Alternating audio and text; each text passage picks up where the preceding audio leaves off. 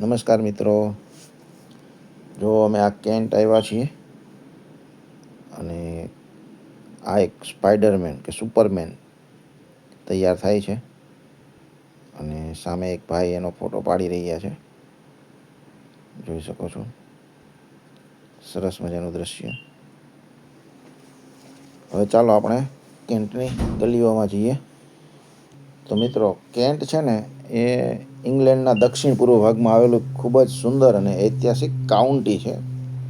તેને the garden of England પણ કહેવામાં આવે છે, કારણ કે અહીં હરિયાળી, ફળોના બગીચો અને દ્રાક્ષના ખેતરો અને સુંદર કુદરતી દ્રશ્યો જોવા મળે છે. એટલા માટે એને ધ ગાર્ડન ઓફ ઇંગ્લેન્ડ કહેવામાં આવે છે.